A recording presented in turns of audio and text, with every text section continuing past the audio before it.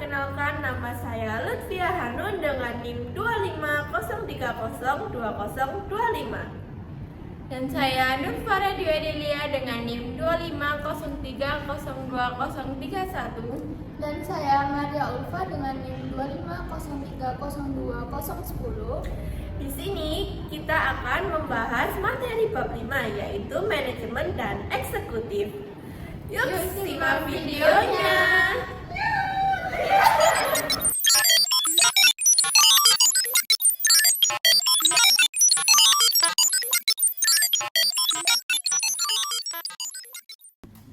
Nah, yang pertama saya akan membahas tentang definisi manajemen. Apa sih manajemen itu? Manajemen adalah proses mengkoordinasi orang dan sumber daya lainnya untuk mencapai tujuan sebuah organisasi. Dalam manajemen tidak hanya mengatur manusia, tetapi juga mengelola waktu, uang, bahan, metode kerja, dan informasi. Tanpa manajemen yang baik, suatu organisasi akan sulit mencapai tujuannya karena kegiatan tidak terarah dan sumber daya tidak dimanfaatkan secara optimal. Manajemen sangat penting dalam kehidupan sehari-hari baik dalam organisasi kecil maupun besar, seperti sekolah, perusahaan, lembaga pemerintahan, hingga kegiatan pribadi. Dengan manajemen yang baik, pekerjaan dapat dilakukan secara sistematis, terencana, dan terkoordinasi sehingga hasil yang dicapai lebih maksimal.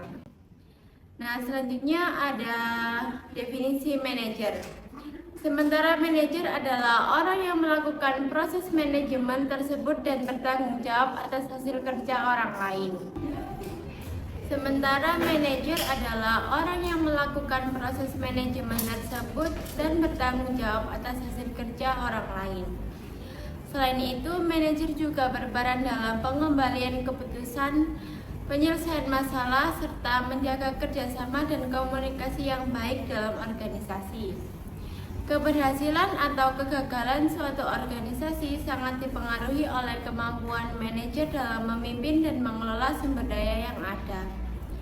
Seorang manajer dituntut memiliki keterampilan seperti kepemimpinan, komunikasi, tanggung jawab, serta kemampuan kritis dan strategis agar dapat membawa organisasi mencapai tujuan yang telah ditetapkan.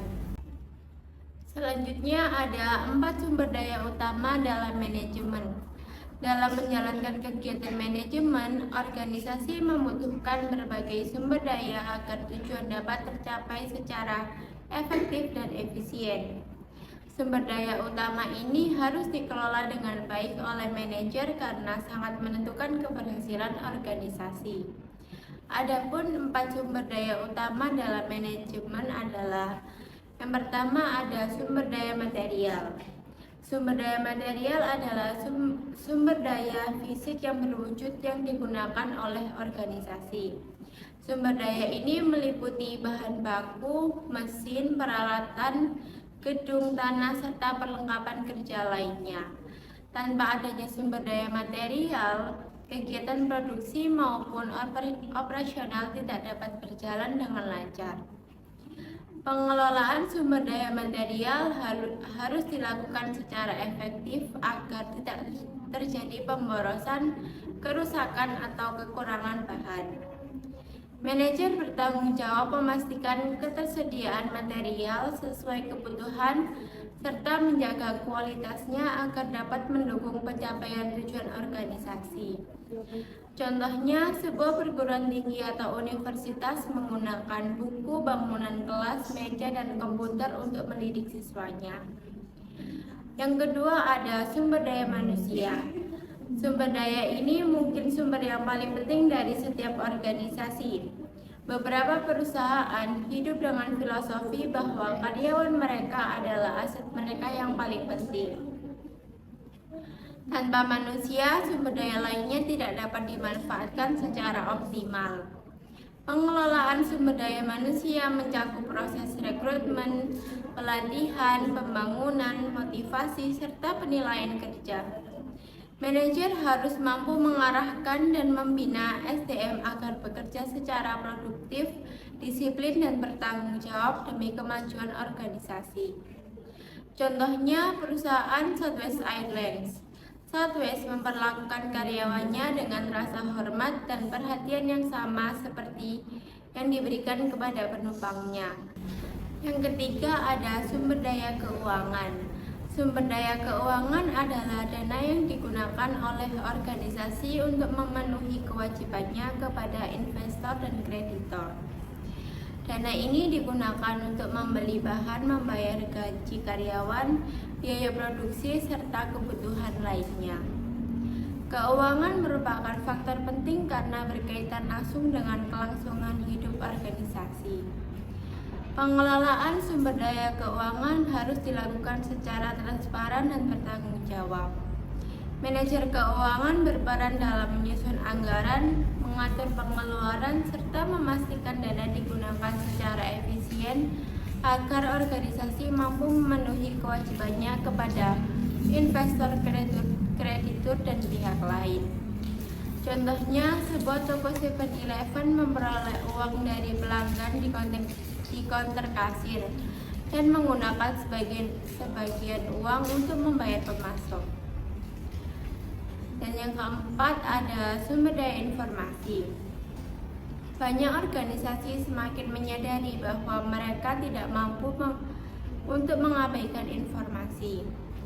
Informasi dapat berupa laporan keuangan, data pasar, informasi pelanggan, serta perkembangan teknologi dan lingkungan bisnis. Di era modern, informasi menjadi sumber daya yang strategis. Pengelolaan sumber daya informasi yang baik membantu manajer dalam merencanakan, mengendalikan, dan mengevaluasi kinerja organisasi. Informasi yang akurat, cepat, dan relevan akan meningkatkan kualitas keputusan dan membantu organisasi bersaing secara efektif. Contohnya, sebagian besar perusahaan mengumpulkan informasi tentang pesaing mereka untuk meningkatkan pengetahuan mereka tentang perubahan industrinya dan belajar dari kegagalan dan keberhasilan perusahaan lain.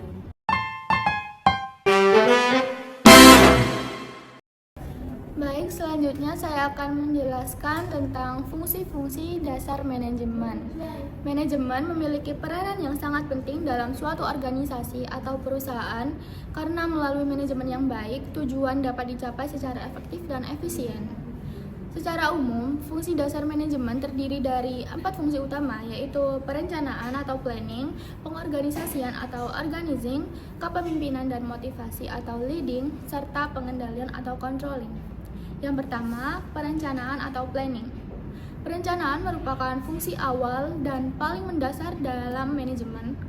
Perencanaan adalah proses menentukan tujuan organisasi serta menyusun langkah-langkah strategi untuk mencapai tujuan tersebut.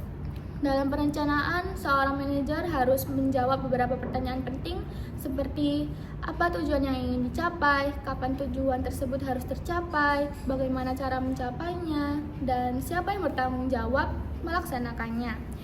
Perencanaan sangat penting karena memberikan arah dan tujuan yang jelas bagi organisasi, dapat mengurangi resiko dan ketidakpastian di masa depan, membantu mengambil keputusan yang lebih baik, dan mengoptimalkan penggunaan sumber daya baik manusia maupun materi. Tanpa perencanaan yang matang, organisasi akan berjalan tanpa arah sehingga tujuan sulit untuk dicapai secara maksimal. Yang kedua ada pengorganisasian atau organizing. Setelah perencanaan dibuat, langkah selanjutnya adalah pengorganisasian. Pengorganisasian merupakan proses mengelompokkan pekerjaan, sumber daya, dan aktivitas agar rencana yang telah disusun dapat dilaksanakan dengan baik. Dalam fungsi pengorganisasian, manajer harus melakukan beberapa hal penting antara lain yang pertama membagi tugas dan tanggung jawab kepada setiap anggota, yang kedua menentukan struktur organisasi, yang ketiga menetapkan hubungan kerja dan wewenang, yang keempat menempatkan orang sesuai dengan keahlian dan kompetensinya. Pengorganisasian bertujuan agar yang pertama tidak terjadi tumpang tindih pekerjaan, setiap orang mengetahui tugas dan tanggung jawabnya, dan yang ketiga kerjasama antar bagian dapat berjalan dengan baik. Dengan pengorganisasian yang efektif, pekerjaan itu akan menjadi lebih teratur, efisien, dan terkoordinasi. Yang ketiga ada memimpin atau memotivasi, leading. Fungsi manajemen berikutnya adalah memimpin dan memotivasi. Fungsi ini berhubungan langsung dengan manusia sebagai pelaksana kegiatan organisasi. Memimpin adalah proses mengarahkan, mengaruhi, dan membimbing anggota organisasi agar mau bekerja sama dalam mencapai tujuan bersama. Seorang pemimpin tidak hanya memberikan perintah, tapi juga harus menjadi teladan bagi bawahannya, memberikan arahan dan bimbingan, mengambil keputusan yang tepat dan baik, dan menjaga komunikasi. Sementara itu, motivasi itu adalah upaya untuk mendorong semangat kerja agar para karyawan atau anggota organisasi itu mau bekerja sama dengan penuh tanggung jawab dan dedikasi. Motivasi dapat diberikan dalam berbagai bentuk seperti pemberian penghargaan atau apresiasi, pemberian intensif atau bonus, lingkungan kerja yang nyaman, dan kesempatan untuk pengembangan diri. Tanpa kepemimpinan dan motivasi yang baik, rencana yang telah disusun dan struktur organisasi yang rapi tidak akan berjalan secara optimal. Yang keempat ada pengendalian atau controlling. Fungsi dasar manajemen yang terakhir adalah pengendalian. Pengendalian merupakan proses mengawasi, mengevaluasi, dan mengukur pelaksanaan kegiatan agar sesuai dengan rencana yang telah ditetapkan.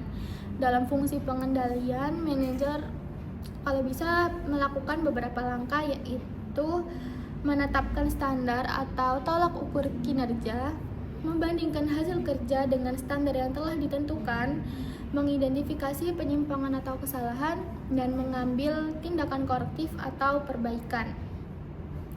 Pengendalian itu sangat penting karena dapat memastikan kegiatan berjalan dengan sesuai rencana, menghindari pemborosan sumber daya, meningkatkan kualitas kinerja organisasi, membantu pencapaian tujuan secara maksimal.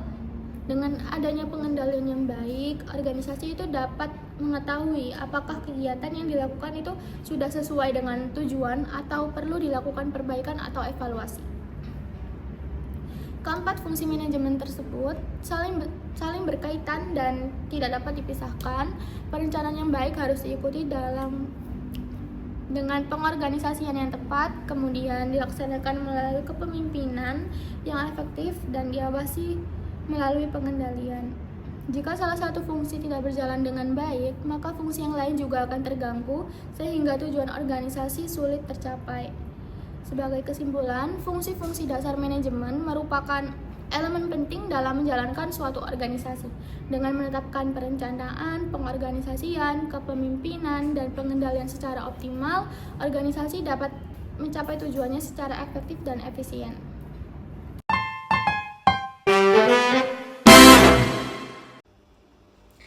Jenis tingkatan manajer.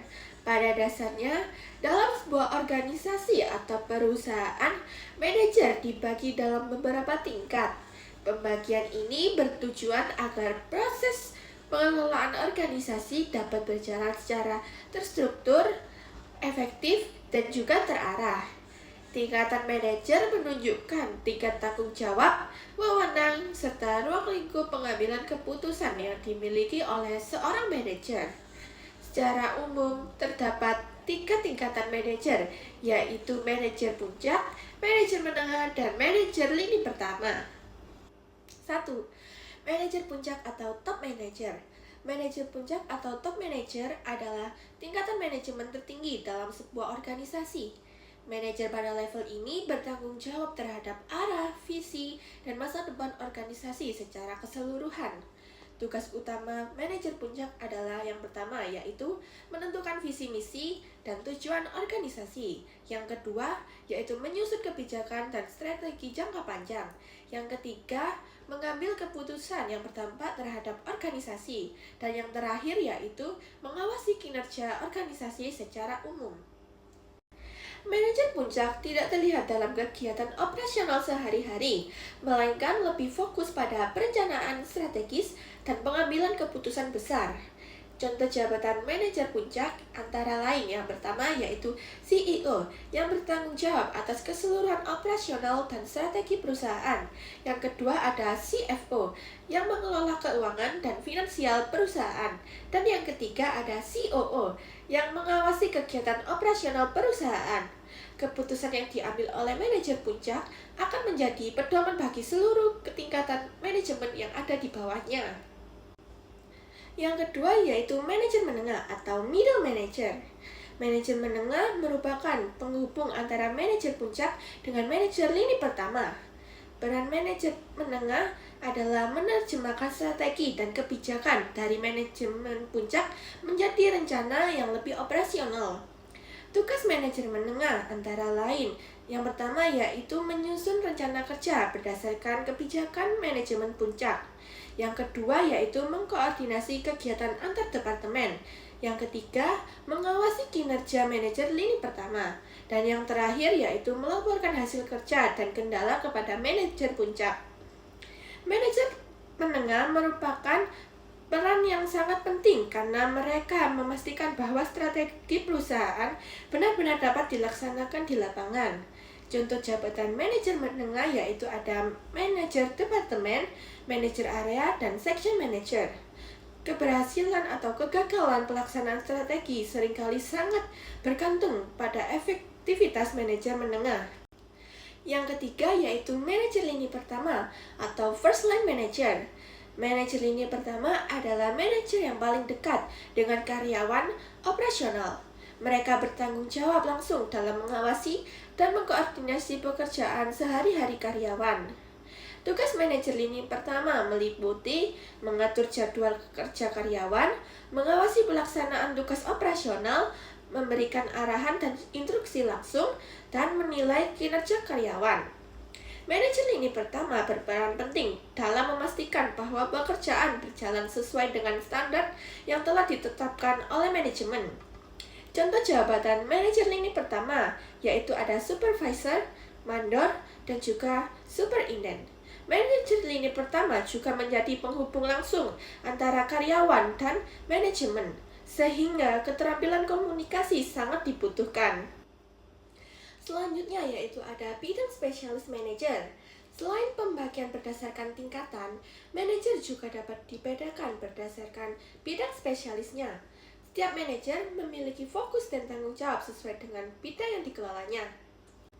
Beberapa bidang spesialis manajer antara lain yang pertama yaitu manajer keuangan atau financial manager, bertanggung jawab mengelola perusahaan mulai dari perencanaan anggaran, pengendalian biaya hingga pelaporan keuangan. Yang kedua yaitu manajer operasional atau operational manager, bertugas mengatur proses produksi atau operasional agar berjalan secara efisien dan efektif. Yang ketiga yaitu ada manajer pemasaran atau marketing manager, bertanggung jawab dalam merancang strategi pemasaran, promosi, serta meningkatkan penjualan produk atau jasa. Yang keempat yaitu ada manajer sumber daya manusia atau human resource manager, yaitu mengelola tenaga kerja melalui dari rekrutmen, pelatihan, hingga pengembangan karyawan. Dan yang kelima yaitu manajer administrasi atau administrative manager, yaitu mengelola administrasi dan sistem pendukung agar kegiatan operasional berjalan dengan lancar. Selanjutnya kita akan membahas eksekutif. Pengertian eksekutif. Menurut Kamus Besar Bahasa Indonesia, eksekutif dapat diartikan sebagai suatu kegiatan yang berkaitan dengan pengurusan, pengelolaan, dan penyelenggaraan suatu organisasi. Dalam konteks perusahaan, eksekutif adalah pejabat tingkat tinggi yang memiliki tanggung jawab untuk menjalankan kebijakan dan keputusan yang telah ditetapkan oleh pimpinan tertinggi. Eksekutif bertanggung jawab langsung kepada direktur utama atau pemimpin tertinggi dan memiliki peran strategis dalam memastikan bahwa tujuan organisasi dapat tercapai. Berikutnya yaitu peran eksekutif dalam organisasi. Eksekutif merupakan sosok yang bertanggung jawab atas hasil kerja orang lain yang berada di bawah pengawasannya. Mereka bertindak sebagai perantara antara kebijakan manajemen dan pelaksanaan di lapangan. Seorang eksekutif harus mampu menerjemahkan kebijakan perusahaan, mengambil keputusan yang tepat, mengawasi dan mengendalikan kinerja bawahan, bertanggung jawab atas hasil kerja tim. Kemampuan analisis dan pengambilan keputusan menjadi hal yang sangat penting bagi seorang eksekutif. Selanjutnya yaitu keterampilan atau skill yang harus dimiliki. Untuk menjalankan tugasnya dengan baik, seorang manajer atau eksekutif harus memiliki berbagai keterampilan. Yang pertama yaitu keterampilan teknis atau technical skills. Merupakan keterampilan khusus yang berkaitan dengan pekerjaan tertentu, misalnya kemampuan menggunakan komputer, memahami laporan keuangan, dan menguasai teknik tertentu sesuai bidang pekerjaan. Yang kedua ada keterampilan hubungan manusia atau human relation skill. Kemampuan untuk bekerja sama, berkomunikasi, dan membangun hubungan yang baik dengan orang lain, baik atasan, rekan kerja, maupun bawahan. Yang ketiga yaitu keterampilan konseptual atau conceptual skill. Kemampuan untuk melihat organisasi secara menyeluruh, memahami terkait antar bagian, serta memprediksi dampak dari suatu keputusan. Yang keempat yaitu keterampilan pengambilan keputusan atau decision making skill, yaitu kemampuan untuk mengidentifikasi masalah, menganalisis alternatif, dan memilih solusi terbaik. Dan yang kelima yaitu keterampilan manajemen waktu atau time management skill, yaitu kemampuan mengatur waktu secara efektif agar pekerjaan dapat diselesaikan dengan baik sesuai prioritas. Dan yang terakhir, kita akan membahas usaha untuk mencapai posisi puncak. Untuk mencapai posisi puncak dalam organisasi, seseorang perlu melakukan berbagai usaha, antara lain bekerja keras dan disiplin, mampu bekerja sama dengan orang lain, memiliki penampilan dan sikap profesional, percaya diri, memiliki pendidikan yang memadai, pandai berkomunikasi, memiliki ambisi dan motivasi untuk berkembang. Semua faktor tersebut saling berkaitan dan menjadi modal paling penting untuk mencapai kesuksesan dalam berkarir.